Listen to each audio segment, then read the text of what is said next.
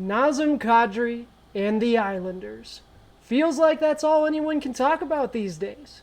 But I don't think we're asking the right questions. I don't think we should be asking when is he going to sign or if Nazem Kadri is going to sign. I think we should ask, are Nazem Kadri and the Islanders even a good fit? Welcome back, hockey fans. Welcome in if this is your first time to the channel. I'm Josh. This is the Hockey Flow, and today it's Wednesday, August 17th, 2022. Man, that's right, Nazem Kadri. Feels like that's all I see when I'm looking out there. Now, yes, it's August. One of the top free agents hasn't signed yet, so that's going to be a big deal. But it shouldn't be about when or if. I mean, if you believe the rumors, deal's already done, right? 7 years, 7 per. Well, I don't know. I'm not going to believe the rumors until I see it done, but I still think it'd be fun to take a deeper dive into Nazem Kadri and the Islanders and see if this is even a good fit. Is this even worth talking about? We're going to get to that in just a moment on Today in Hockey. But before we get to that, we got to get through Today in Hockey history, and then we got to get through our headlines, including our IIHF action. We got quarterfinals today, baby, and then we're going to get into it. New segment. I'm very pumped about it. Question of the day. We're going to ask a tough question, and then we're going to use our analytics, our data. We're going to break it down, and we're going to give you an answer. So stick around for that. If you do enjoy the content, take a moment, like the video, subscribe to the channel. We're going to keep bringing you videos like this every single day. Never know what the topic's going to be, so you never want to miss a video. All right, Today in Hockey history. On this date, August 17th, we're sticking with the Islanders theme. 1992, the New York Islanders would change directions by forcing Bill Torrey to resign. He was the GM at the time. He was actually the first ever employee for the New York Islanders back in 1972. So tough break, but the management decided they needed to go a different route. He did bring them 4 Stanley Cup titles, so not sure exactly what they're thinking, but all right, let's move on into headlines. Like I said, IIHF World Junior Championship, baby! Quarterfinals. So today we had Finland, Sweden, Canada advance. Team USA is just about to drop the puck in just a few moments, I believe. But Finland did beat Germany, Sweden did beat Latvia, and then Canada did beat Switzerland just a little bit ago. And Chicago Blackhawks, you guys did have some good news today. You signed Jack Johnson, the defender. Seems like he's been all across the NHL. Great story, starting at the bottom essentially with Colorado last year and goes on to win the Cup. Absolutely, and he played a pretty good role with them. All right, let's get into it. Like I said, new segment today. I'm pumped. Question of the day. All right, so this is going to be a running theme. I hope to keep these going because we always got things to talk about. So, are Nazem Kadri and the Islanders, are they even a good fit? We're talking about when he's going to sign, if he's going to sign. Some folks think it's already done, but I don't know. Are we even asking the right question? So, are Nazem Kadri and the Islanders a good fit? Let's take a look, all right? First, we're going to go deep dive into Nazem Kadri himself. Huge shout out to JFresh Hockey and The Athletic for these player cards. The Athletic one down lower left-hand side, and Nazem Kadri, the giant player card right there, courtesy of JFresh Hockey. So these are the talking points just looking at the player cards.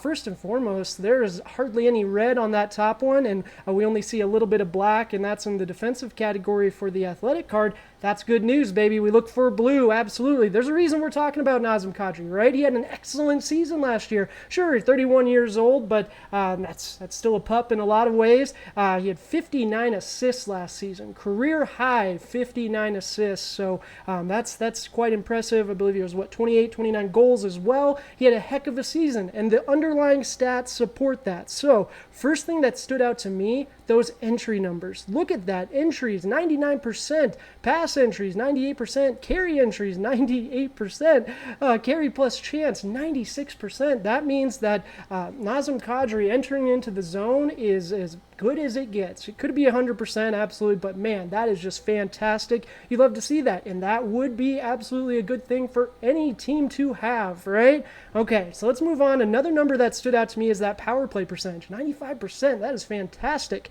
Is that power play percentage a product of the team that he played with? So that Colorado Avalanche team, man, they were humming last season. That offense was something, it was a force to be reckoned with, and he was a big part of that, right? We just talked about it. Those assists, the goals, he had a great season. Wasn't necessarily an anomaly for him career-wise. Assists, yes. goals. No, wasn't a career high in goals. I believe he had 2 seasons back-to-back, 32 goals each. That's pretty great. So he does have a history of production as well, which you absolutely love to see. Not a one-year wonder. But was that power play percentage a big product of the team he played on? It's tough to say. I think it does play a factor, right? You're playing with McKinnon. Rantanen at the beginning of the year was fantastic while the Kadri was filling in for McKinnon.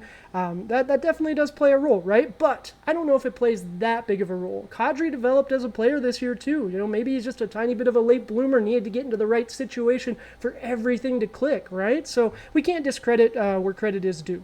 The other number that stood out to me is the 98% primary assist percentage. Is that an anomaly? So we did talk about it. His assist numbers this last season, 59, that is a career high, and it was almost double his previous career high. The goals have been there in the past. He has scored them. But that assist percentage, that primary assist percentage in his assist number this season, is that indication of something better? Did he turn the corner? Is he becoming a primary playmaker type? Can he run a first-line center position? At times last season, he absolutely showed he could. So this is really good. This is interesting. This is why we're talking about him, right? The athletic player card, all yellow, man. Those numbers are great. 3.6 game score value added for Dom's model. That is fantastic. So can he handle a first line? Absolutely. I think he can handle the first line. All right, so we've looked at Nazem Kadri. Now we got to look at the Islanders themselves. We got 2 sides of the coin, right? So the Islanders' current state, and big shout out here, we got Cap Friendly, we got Daily Faceoff, and we have JFresh Hockey all on one slide here for us. So current state, the New York Islanders, this is the cap projection. So right now they have $11 million in cap room. Now there should be a big asterisk next to that because we still got some important players not necessarily signed. But we look at the team's stats down there, lower left-hand side. League rank 20th, that's about right where they were, right?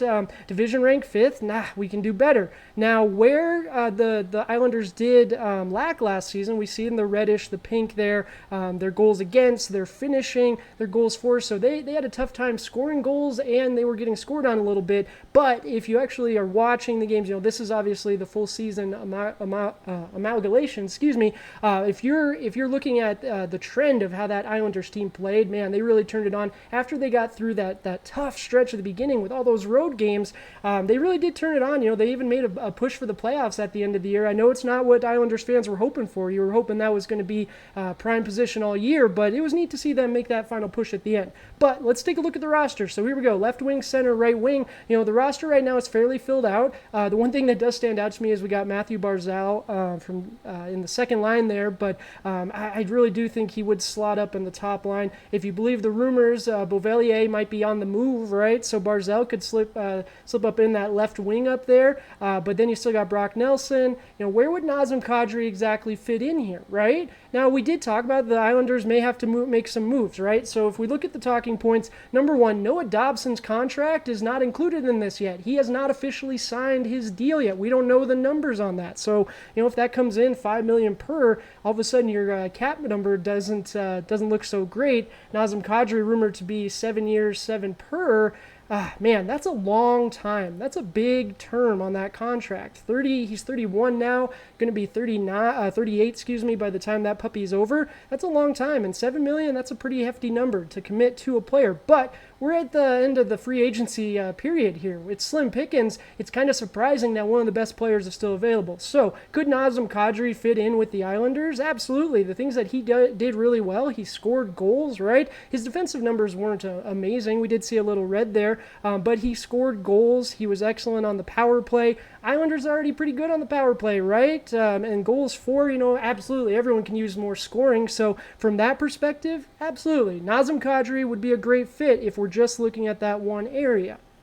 But we're not looking at just one area. We're looking at everything. So we looked at Nazem Kadri, we looked at the Islanders, we took a look at that roster, where he would fit in, the cap situation.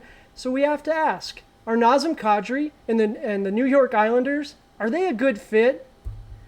Yes, but it's complicated.